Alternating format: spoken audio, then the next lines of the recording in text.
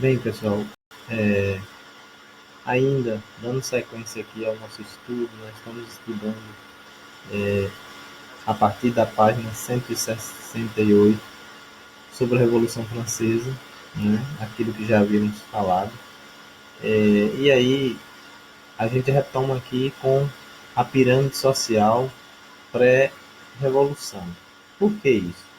Porque nós vamos ver como cada, cada coisa que nós falamos até agora está comprovado nesse tipo de pirâmide que nós colocamos aqui como um esquema para a gente entender. 1% do primeiro estado, né, era o clero, e 2% do segundo estado era a nobreza. Essa nobreza aí é bom a gente lembrar que tem também gente da burguesia, porém alguns que estão assim lá num degrau muito acima dos outros burgueses que estão no terceiro estado. Por quê? Eles estão com muitas terras, cargos privilegiados, cargos, né, prestígio, privilégios e isenção fiscal. Isenção fiscal é isenção de impostos. Então eles não pagavam nada disso. Toda a carga tributária não atingiam eles. Eles ficavam cada vez mais, né, num setor privilegiado que, na verdade, eles não tinham interesse de que isso mudasse. É por isso que na Assembleia Geral, toda vez que eles iam votar, esses dois primeiros ficavam esses dois juntos, né? Nas votações eles votavam a favor, né, daquilo que era favorável a eles, e o terceiro estado, que tinha muita gente, mas tinha apenas um setor, né, ele não conseguia vencer nas votações que fosse favorável à, à burguesia mais baixa, os camponeses, os sans-culottes, né? E aí a gente está retratando aqui alguns da sociedade, mas tinha muitos outros, né? Eles tinham a obrigação de pagar impostos altíssimos e eles eram quem tinham menos condição, tá certo? Eles eram quem tinha menos condição. É a partir dessa, dessas reuniões feitas pelo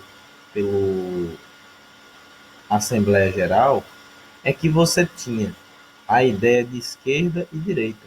Aqueles que fossem favoráveis, né, ao povo, né, a classe mais carente, ficava do lado esquerdo. Aquele que fosse favorável ao primeiro estado e ao segundo estado, eles ficavam do lado direito.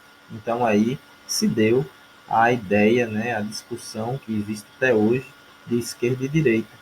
É uma coisa que aconteceu lá, né, no século XVIII e que foi, durante muito tempo, foi discutido. Existe até hoje essa ideia de esquerda e direita, todos aqueles que ficam de alguma maneira favoráveis às pessoas mais simples e à parte mais carente que tenha direitos. Então essas pessoas são consideradas de esquerda, né? E aquelas que estão assim mais voltadas para o empresariado, para as elites, vamos dizer assim, da sociedade, estaria do lado direito, né?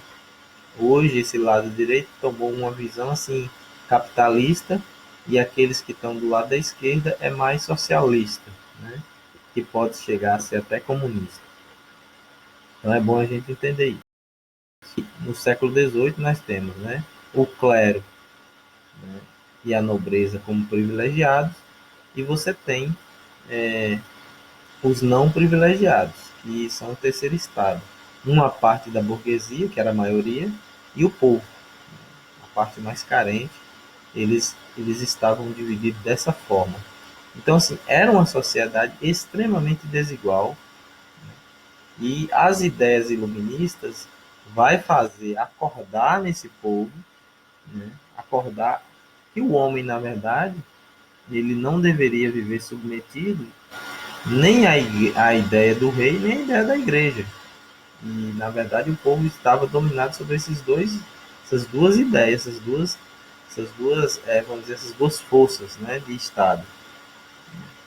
O Estado, ele na visão iluminista, ele tem que ser laico, o rei não pode ser absoluto, e vai ter com que a revolução aconteça de uma maneira que o povo vai sair do equilíbrio, né? O povo não vai mais manter o equilíbrio, vai começar a reivindicar seus direitos, né? Porque as ideias iluministas diz que os homens têm direito, todos os homens têm direito de ser livre, de buscar a liberdade, né? De buscar viver com fraternidade, de se alimentar. Uma situação que os franceses viviam nesse momento era de miséria, fome, a crise no setor textil, porque os ingleses já haviam, estavam desenvolvendo as suas fábricas, né? E isso fazia com que ali, né, nesse setor da Europa, a França perdesse realmente o, o setor textil, porque os ingleses estavam fazendo os melhores tecidos e produzindo os melhores tecidos da Europa na época.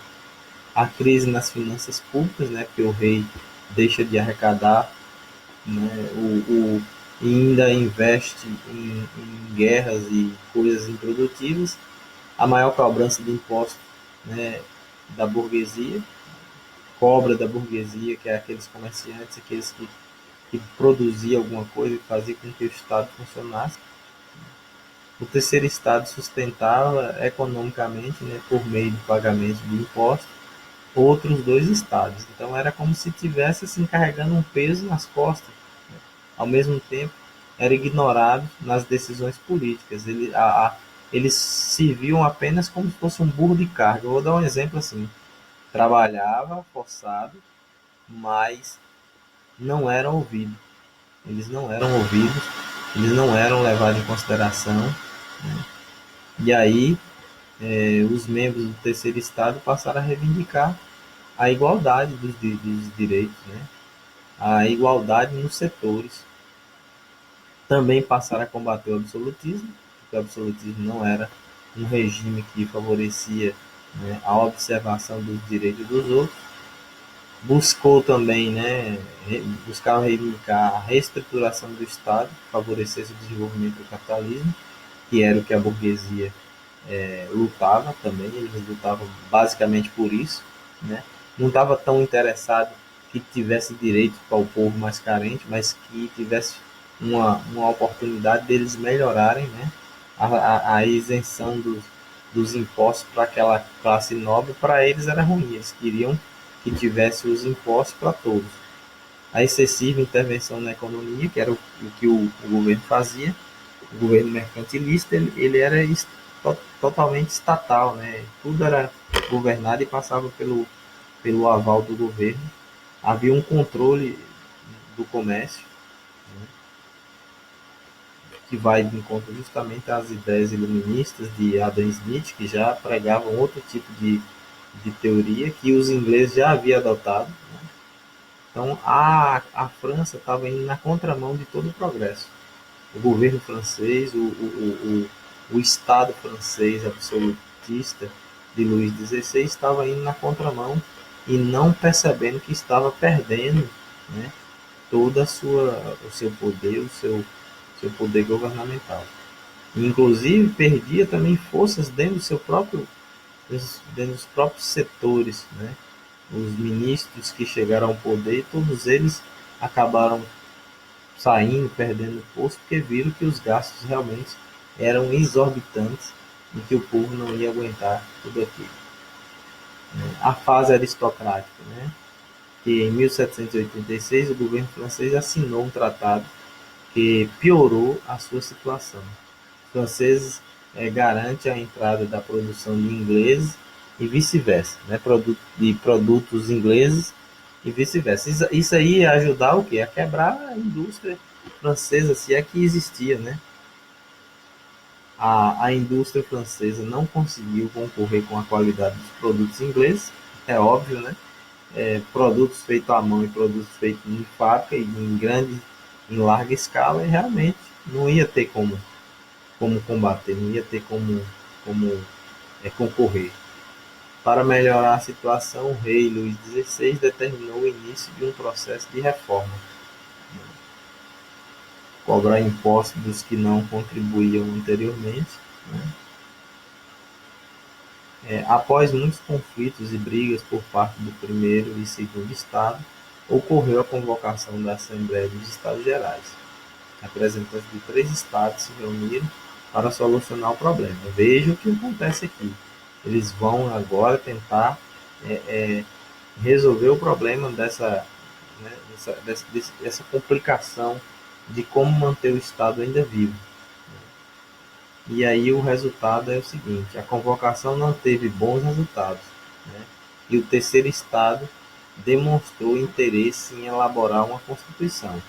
Aí veja que a burguesia, aqueles intelectuais, né, dentro da reunião da Assembleia, eles buscam estabelecer uma Constituição nacional, uma Constituinte, né?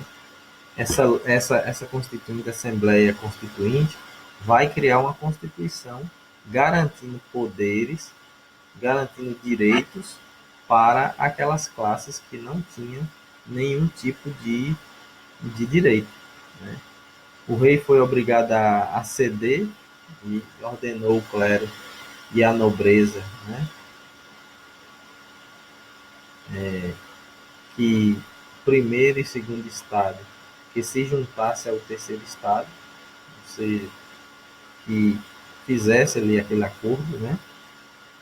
E aí você tem um outro tipo de perspectiva, principalmente para quem não tinha direito. A Assembleia Nacional Constituinte reúne-se em meados de 1789 e 1878. Rapidamente a burguesia tomou a consciência de que as intenções do rei não eram de submissão para uma nova Constituição. Então havia como se fosse uma traição do rei. O rei, então, ele, no primeiro momento, ele diz que aceita, mas depois é apenas uma jogada, uma estratégia para que não tivesse realmente uma, uma Constituição assinada por todos do primeiro, do segundo e do terceiro Estado. A burguesia toma uma atitude radical, né? Derruba a Bastilha em 14 de julho de 1789. Né? Aí a Bastilha é a prisão, né, de Concierge, que era uma prisão que todos que iam para aquela prisão não voltavam vivos. Era um exemplo do poder do rei. Isso fazia com que o rei ficasse cada vez mais, vamos dizer assim, enfraquecido com a queda da Bastilha. Foi um desafio que a população, né, aqueles mais, naquele momento, achava que deveria fazer isso e coloca abaixo a Bastilha, destrói. Né? Uma multidão invadiu e tomou a Bastilha. Né? A Bastilha é uma imagem assim, muito simbólica, né, do fim do feudalismo, do fim é um símbolo de poder absoluto do rei. Então, essa tomada aí já enfraquece e faz com que o rei pense. Né? Diz que ele falou com os guardas: é uma revolta? Os guardas dizem: não, senhor, é uma revolução. E a coisa, né, é tanto que os guardas que estavam dentro dessa prisão, todos foram executados, todos foram esfaqueados, todos foram muitas vezes, muitos deles foram cortados o pescoço e colocados em evidência para que todo mundo, né, percebesse como é que a revolução ela estava chegando. Então, libertar os presos, né, os inimigos políticos da monarquia francesa, se apropriaram das armas, né, diante de enormes manifestações população popular, e o rei reconheceu a legitimidade da Assembleia. Então, assim, ele foi forçado, o rei foi forçado de maneira, assim, com um tipo de violência que aconteceu, a aceitar a Assembleia, a legitimar a, a, a Assembleia Nacional Constituinte. Então, foi uma Constituição que foi aceita de maneira que o povo teve que ir para a rua e lutar, teve que buscar seus direitos, né, de alguma maneira, né, usando a força. A gente sabe que isso não é uma coisa muito boa, mas da forma como eles eram governados também não era uma coisa boa. Havia uma injustiça muito grande. O primeiro estado e o segundo estado fechavam sempre junto nas ideias para votar coisas favoráveis a aquilo que era bom para eles e não para o povo, e não para a maioria. A Assembleia Nacional Constituinte foi forçada a tomar medidas imediatas para acalmar o ânimo dos grupos revolucionários. O massacre aos nobres e a tomada dos bens. Eles então estavam dispostos a fazer tudo isso. O castigo aos nobres, torturas, enforcamento. Esse episódio ficaram conhecidos como Grande Medo. O Grande Medo. Então foi um período de grande medo, porque realmente as medidas foram medidas de terror que impunha àqueles que viviam sob privilégios durante muito tempo um medo, né? E mortes, e assassinatos, e execuções em praça pública, em lugares onde aqueles privilegiados, né, se sentiram amedrontados, e muitos deles fugiram da França, muitos deles é, é, realmente buscaram outros ambientes para se afugentar. As medidas, né? O fim dos direitos senhoriais sobre os camponeses, eles tinham um tipo de direito, né? Então essa foi uma das medidas. O fim dos privilégios tributários do clero e da nobreza, isso é uma questão que realmente era muito presente e forte, né? A extinção do regime feudal na França, então aí praticamente morre o regime feudal, acaba. A redução do poder do clero, a igreja já não tem mais nenhum poder. O clero, gente, é a igreja, tá? O clero é a igreja. A igreja passa a não ter poder, porque a partir desse momento a revolução ela vai criar a república. A república ela é algo que vai se tornar laico, né? Não tem uma religião oficial. Pelo menos enquanto esses revolucionários estiverem no poder, não haverá uma religião oficial. Não haverá uma religião oficial. É claro que, em um dado momento, o Robespierre, que é um dos revolucionários líderes dos jacobinos, ele vai instituir um culto à deusa da razão. Por quê? Porque, baseado nas ideias iluministas, a razão era aquilo que ia guiar o homem e não a igreja mais. Né? Então ele tirou a visão de um Deus, né? De um Deus que guiava a humanidade, baseado nas ideias da igreja, e vai criar a deusa da razão como símbolo que deveria guiar os homens. Então a Assembleia Nacional Constituinte confiscou terras da igreja e subordinou o clero à autoridade do Estado. Então ela já não era mais uma força, né, que submetia o povo às suas leis, às suas ideias. Pouco mais de um mês, né, do famoso 14 de julho, a Declaração dos Direitos do Homem e do Cidadão foi aprovada. Isso aqui, gente, é um dos marcos da história da humanidade, porque o homem até então, a gente tinha visto lá na Inglaterra já tinha algum tipo de direito, mas essa visão que a sociedade passa a ter, de que o cidadão passa a ter o direito, né, é uma visão nova. Inclusive esses direitos do homem vai ser aquilo que mais tarde, aí bem mais tarde, né, lá por volta de 1948, nós vamos ter os direitos humanos pautados em cima dessas ideias, tanto da Constituição inglesa como da Constituição americana, como da Constituição francesa, mas basicamente em cima das ideias iluministas dos franceses, né, do suíço lá, Jean-Jacques Rousseau, enfim, né, nós temos uma, uma, uma coisa muito interessante que é essa primeira declaração dos direitos do cidadão. Foi aprovado um documento considerado o símbolo máximo da ideologia sobre a qual se estabeleceu os direitos de liberdade e igualdade para o ser humano. Então aqui nós temos aí a do homem, né? Que mais tarde, é o que eu estou dizendo para vocês, vai virar os direitos humanos, né? O respeito e dignidade das pessoas, que não havia, não existia, tá? Isso não existia. O rei, se ele quisesse, muitas vezes podia destituir, mandar matar alguém, né? Torturar. Aqui a gente passa a ter respeito pela dignidade das pessoas, liberdade e igualdade do cidadão, né? Então o cidadão passa a ter uma certa liberdade, né?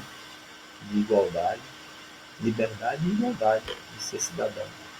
Direito à propriedade individual, né? Que não havia também, era outra coisa que não existia. Direito de resistência à opressão, ou seja, se houver opressão por parte de alguém, de alguma coisa, do Estado, o indivíduo pode reagir, ele pode protestar, ele pode questionar, né? Direitos aí políticos, né? Passa a ter direitos políticos, que até então não tinha. A liberdade de pensamento e opinião, que era outra coisa também, que as pessoas eram súditos, não eram cidadão. Aqui a gente passa a ter um caráter diferenciado. Tudo isso aqui vai mudar de maneira moral a vida da sociedade. Isso vai ser uma mudança que vai provocar na sociedade talvez a mudança mais transformadora, que vai servir de exemplo para muitas outras nações que vão vir depois, inclusive nós, né? Inclusive nós, enquanto Brasil. E aí nós temos a fase da republicana, né? O período do terror. Aquilo que se pensava assim, poxa, agora a Revolução Francesa, agora vai fazer tudo acontecer em prol de todos, para o bem de todos. O problema todo é que os revolucionários eles começaram a perseguir uns aos outros. Como havia grupos, né? E aí existia dois grupos muito fortes dentro da ala da burguesia, que eram os girondinos e os jacobinos. Os jacobinos eram considerados mais radicais, né? A parte mais radical da burguesia. Os girondinos era menos radical, mas era muito interesseiro e armavam estratégias para chegar ao poder. Houve o fim da monarquia, se estabelece a república, né? Eles mudam inclusive até a bandeira. A bandeira da França passa a ser essa bandeira que a gente conhece hoje como o azul, o vermelho e o branco, foi instituído nesse momento da Revolução, né? A, a França deixa de ter agora um rei e não terá mais monarquia, né? Durante um certo período. E aí, em 22 de setembro de 1792, tem o início da República. O rei foi preso e acusado de traição. O rei tentava fugir, tentava ir para a Áustria, a terra da esposa, para tentar de lá tomar o poder e restituir o poder. Só que em uma das alfândegas, quando ele foi atravessar a fronteira, um dos guardas o reconheceu e deu voz de prisão, então ele acabou sendo preso e então o grupo, né, dos revoltosos chamou de traidor e aí ele foi preso, foi condenado, né, foi acusado de trair a república, de trair o, o regime que eles estavam tentando implantar. O terceiro estado assumiu o poder definitivamente, né? A formação da Convenção Nacional, a divisão em 3 grupos. Aí você tem agora que aparecem as figuras que eu havia dito para vocês. E no primeiro lado direito, os girondinos, né? Que era a alta burguesia, aqueles nobres, né? Aqueles que estavam lá apegados à parte mais nobre. E você tem no centro a planície, né? Grupos sem posição política definida, pequenos grupos, né? Aqueles que não tinham tanta repercussão como os jacobinos e os girondinos, e do lado esquerdo os jacobinos, a média e pequena burguesia, o proletariado, que seriam os trabalhadores, né, rurais e urbanos. Essa palavra proletariado não é uma palavra dessa época, tá? É uma palavra mais tarde, já no século XIX, século XX, a gente vai ouvir muito essa palavra proletariado, que é uma palavra estabelecida pelos os socialistas, né? A visão de Karl Marx vai dizer que existe, né? Os patrões, a burguesia e o proletariado, que são os trabalhadores, né? Nos seus livros, nos seus escritos, ele vai fazer essa divisão, tá certo? Então aqui a gente já tem os grupos, né? Que chega ao poder, da, chega ao poder, estabelece a república. O sistema republicano exigia que se criasse uma nova Constituição, uma convenção nacional deveria ser elaborada, né? Elaborar uma outra Constituição, tá certo? Então a gente fica por aqui para dar sequência na próxima, para não ficar muito grande o nosso vídeo.